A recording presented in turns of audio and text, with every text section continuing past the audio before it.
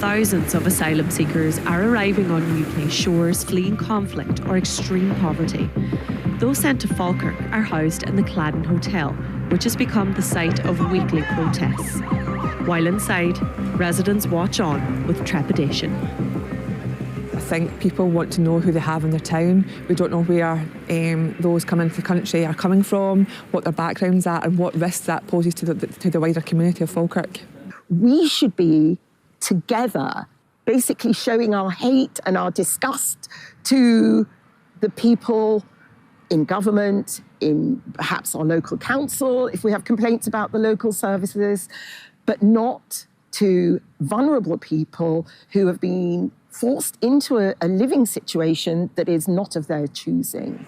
But can this community come together again? Nobody's listening to our worries and our concerns, and I think this community's feelings are valid. They are valid. We are worried. We are scared. For weeks now, Sharon has been protesting outside the Cladden. She's worried about her family's safety. I think it's the same all over Britain at the moment. It's happening everywhere. Our community is no different from anywhere else. Aberdeen, Dundee, it's all the same way. I think they're just trying to keep it quiet, and that's not working. People need to know we're safe. We need to know we're all right. Not just there's somebody been raped and that's it. That doesn't work. A man who raped a 15-year-old girl after following her down the street has been jailed for 9 years. Sadek Niksad targeted the girl in Falkirk town centre in October 2023. The rape of a local schoolgirl by an Afghan asylum seeker in broad daylight sparked vocal vitriol. Some argue the attack gave people an excuse to demonise all asylum seekers, but others say it's validated concerns they have about people living in the hotel and their safety as they share their community and space with them. After the attack, reports emerged that the rapist was placed back in the hotel. While unconfirmed, this sparked anger over a perceived lack of transparency. It kind of was covered up by the media. It was felt, so I think, again, it all comes back to the communication and not knowing exactly what is going on.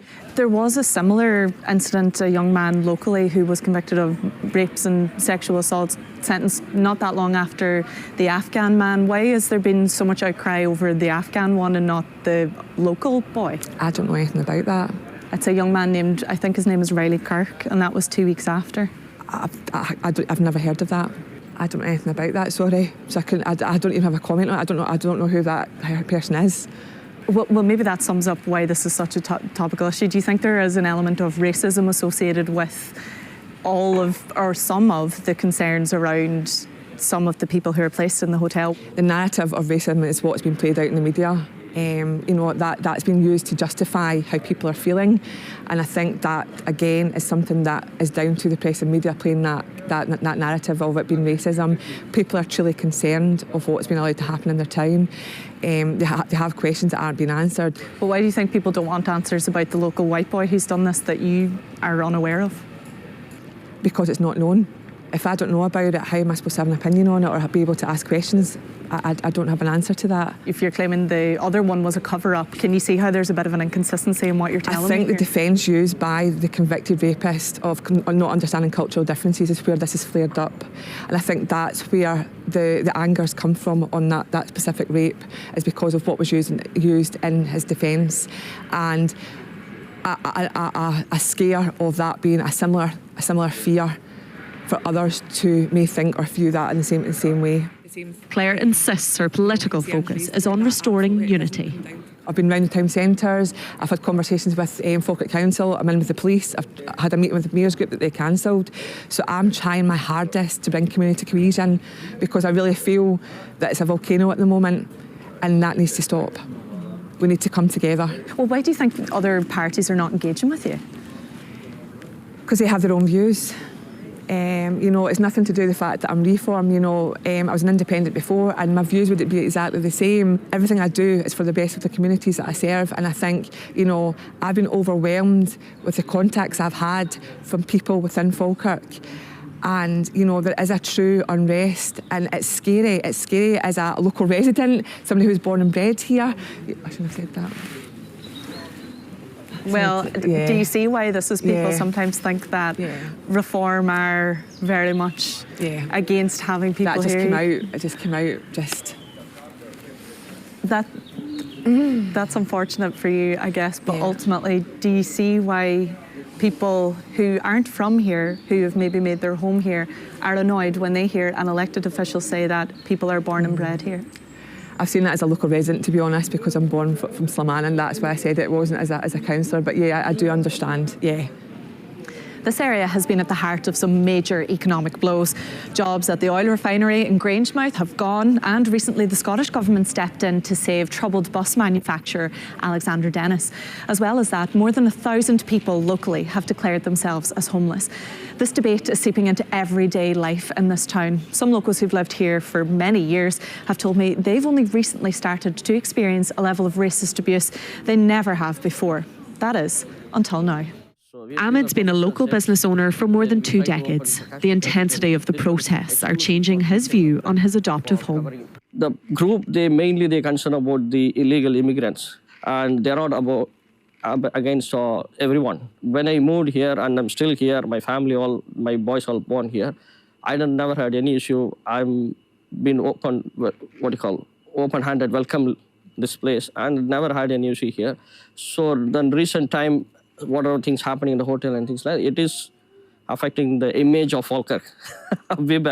That's what I think. Cracking down on misinformation is now the focus of pro-immigration campaigners. Fortunately, there's even an elected member who refers to the men as illegal asylum seekers. Now, if an elected member is doing that, how can we possibly expect ordinary citizens who are not familiar with the rules in the way that I might be, how do we expect them to react? Of course, they're going to believe they're elected members. The vast majority of Falkirk people are not racist, not at all. And calling them racist is not helpful. It's not helpful. And they're also not right-wing. They have unfortunately been manipulated and been infiltrated by certain elements. Muna attends counter-protests to support the people living in the Cladden, but even she's becoming fearful of her own safety.